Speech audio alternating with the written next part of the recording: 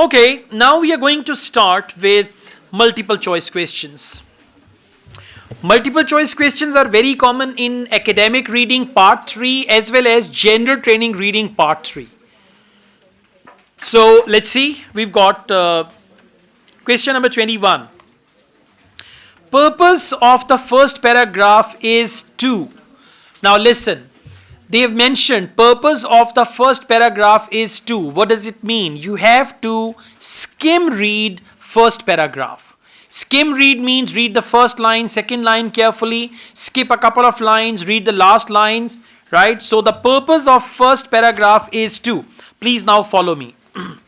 I'm reading first paragraph, first line. Scientific discovery is popularly believed to result from sheer genius of such intellectual stars as naturalist Charles Darwin and theoretical physicist Albert Einstein.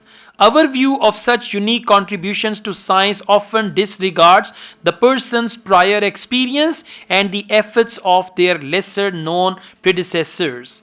Now what do they say?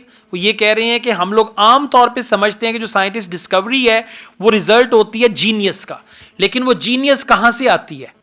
मतलब Albert Einstein हो गया, Darwin हो गया, Darwin इस मुकाम तक कैसे पहुंचा? ठीक है, so they say genius of such intellectual stars as Charles Darwin, theoretical physicist Albert Einstein. Our view of such unique contribution to science often disregards the person's prior experience. कि उसके prior experience को हम लोग disregard करते हैं कि उसके पास इतनी intellectual knowledge आई कहाँ से कि उसने इतनी बड़ी बड़ी बातें की. Now let's go back. The purpose of the first paragraph is A. Defend particular ideas. Defend नहीं कर रहा. Defend नहीं कर रहा. Paragraph option B compare certain beliefs. दो बिलीफ उसने बताए हैं लेकिन उनको आपस में कंपैरिजन नहीं दे रहा, वो दोनों को एक ही तरह से बात कर रहे हैं. Option C disprove a widely held view. के वाइडली हेल्ड व्यू को वो डिसप्रूव कर रहा है. डिसप्रूव करने का मतलब है उसको रिजेक्ट कर रहे हैं. अगर तो वो इस आइडिया को रिजेक्ट कर रहे हैं ना कि डार्विन और एल्बर्ट आइंस्टाइन की जो इंटेलिजेंस है कहां से है, ये वो उसको रिजेक्ट नहीं कर रहा. ठीक है, अब देखें जरा, let's go on. Outline a common assumption. अब जरा सुने, कॉमन assumption क्या है? Scientific discovery is popularly believed. ये assumption है. Scientific discovery is popularly believed कि आमतौर पे ये ख्याल किया जाता है. जब आप ये बोलते हैं ना आमतौर पे ये ख्याल किया जाता है, इसको कहते हैं assumption, कि कोई चीज जो आप assume कर रहे हैं, राइट? नहीं कहते commonly it is believed that crows are intelligent. तो ये क्या है? assumption है. ठीक है, so just because of this scientist discovery is popularly believed. Option D will be the right answer for question number 27.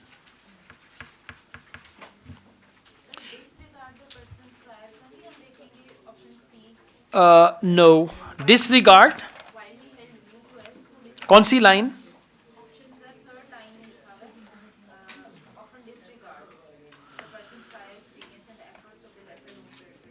Okay, but if you check, I mean, listen, it's not that disprove a widely held view.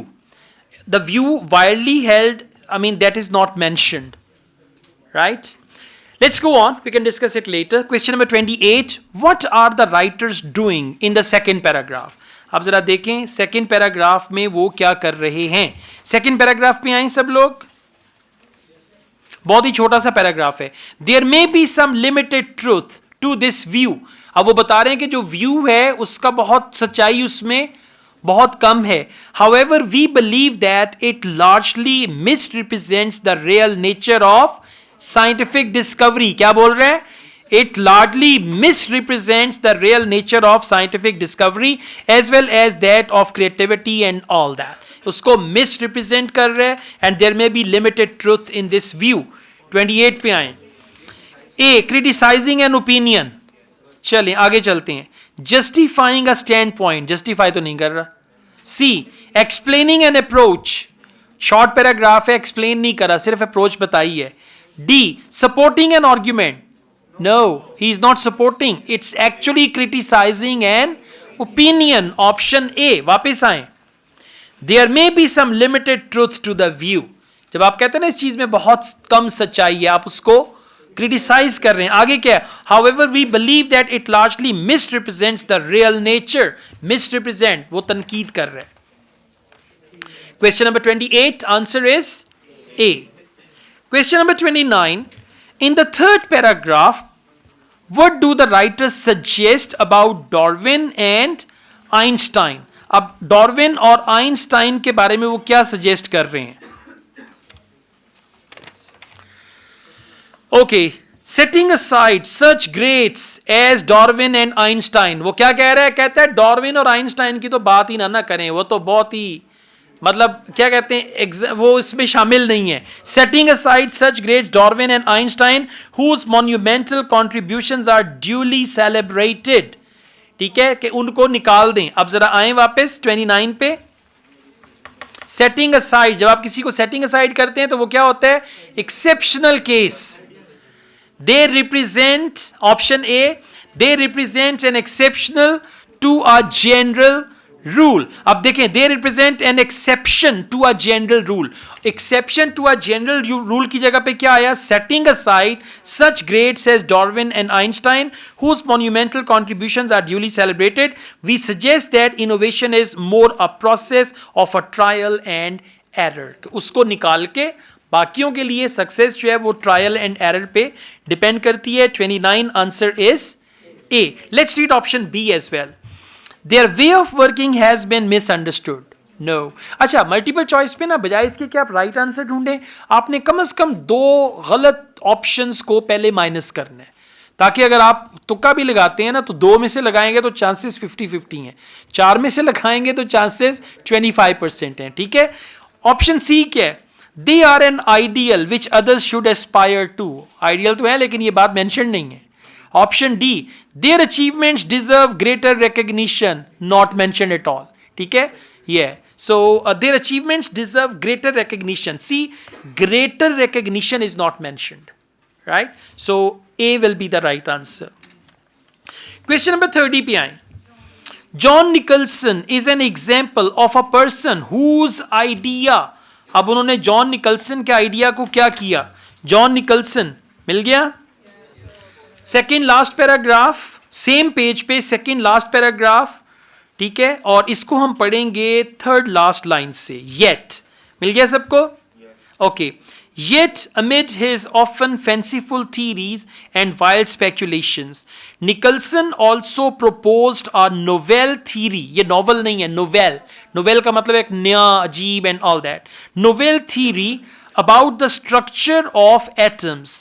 Niels Bohr, the Nobel Prize winning father of modern atomic theory, jumped off from this interesting idea.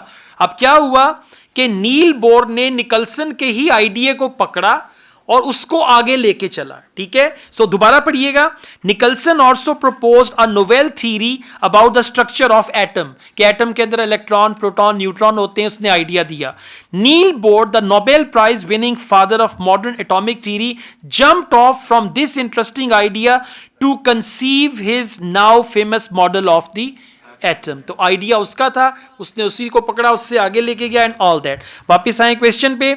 John Nicholson is an example of a person whose idea A established his reputation as an influential scientist. Not at all. कुछ options होंगे आपको लगेगा बिल्कुल भी नहीं, cross कर दें. B, was only fully understood at a later point in history. No. C, laid the foundations for someone else's breakthrough. और वो किसका ब्रेक थ्रू था? एग्जैक्टली, जॉन निकल्सन जो है is an example of a person whose idea laid the foundation. Someone else की जगह पे क्या नाम यूज किया? Niels Bohr. Got it? Exactly, C will be the right answer. Option D भी पढ़ते हैं. Initially met with scepticism from the scientific community. No. Question number 31.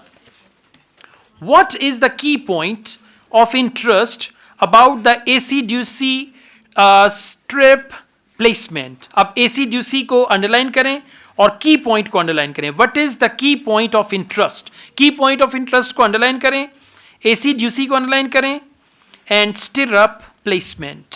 So let's go back. Second page, stirrup placement.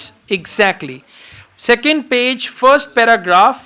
the so-called AC-DC stirrup placement, in which the rider's foot in his left stirrup is placed as much as 25 centimeters lower than the right, is believed to confer important speed advantage when turning on oval tracks. Okay, it was developed by a relatively unknown jockey. All right, अच्छा ये क्या है? ये एक stirrup है जो नहीं लोग हॉर्स राइडिंग करते हैं उनसे रेलिवेंट है, ठीक है. नाउ लेट्स सी, जोकी उसी को कहते हैं जो घोड़ा भगाता है. Name Jackie Westrop. Had Westrop conducted methodical investigations or examined extensive film records in a shrewd plan to outrun his rivals? एक बार क्वेश्चन दोबारा पढ़ें. What is the key point of interest about AC/DC? Okay, now key point of interest. Let's read on. Last 4 lines पे आ जाएं. He suffered a leg injury. Right? Okay, इससे ऊपर एक line आए. Had the foreseen the speed advantage that would be conferred by riding AC/DC? No. He suffered a leg injury. अब वो जोकी था, घोड़े की रेस में घोड़े दौड़ाता था. He suffered a leg injury which left him unable to fully bend his left knee. उसकी नी जो है वो bend नहीं होती थी. Unable his left knee. His modification just happened to coincide with enhanced left hand turning performance. अब ये by chance हुआ कि जब ये जो लोग घोड़ा दौड़ाते हैं ना, उसका जहाँ पे पाँव रखते हैं ना, एक साइड नीची होती है, एक ऊंची होती है, ठीक है. तो अब उसके बारे में बता रहा है कि वो एक्सीडेंटली हुआ कि उसकी नी में दर्द था तो वो पूरी खुलती नहीं थी तो उसने एक साइड ऊंची कर ली. This is what they are explaining here. Let's just read on. His modification just happened to coincide with enhanced left hand turning performance. This led to the rapid and widespread adoption of riding AC/DC by many riders. लोगों ने फिर उसको follow करना शुरू कर दिया. उसमें तो जब घोड़ा टर्न ले रहा होता है ना, थोड़ा सा यूं होते हैं, तो अगर आपके दोनों पाँव बराबर हैं तो आपका बैलेंस खराब होता है. तो एक पाँव ऊंचा एक पाँव नीचा होगा तो यूं होंगे तो आपका बैलेंस सही होगा. Something like that. अब वापिस आए. Key point of interest about AC/DC stirrup placement. Option A, simple reason why it was invented. Okay. B, enthusiasm with which it was adopted. Adopted का बताया है लेकिन enthusiasm का नहीं बताया, ठीक है.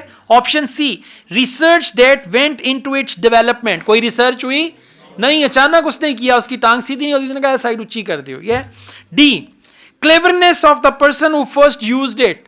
No, बेचारा तो इंजर्ड था, right. So option A, simple reason why it was invented. और वो सिंपल रीजन क्या है? इंजरी थी, लेग इंजरी थी. Exactly, A will be the right answer. Okay, हाँ क्या है? ये भी तो इन्वेंशन ही है ना, मतलब कि उन्होंने बताया कि ये चीज़ ऐसी. हेलमेट भी इन्वेंशन है. एग्जैक्टली.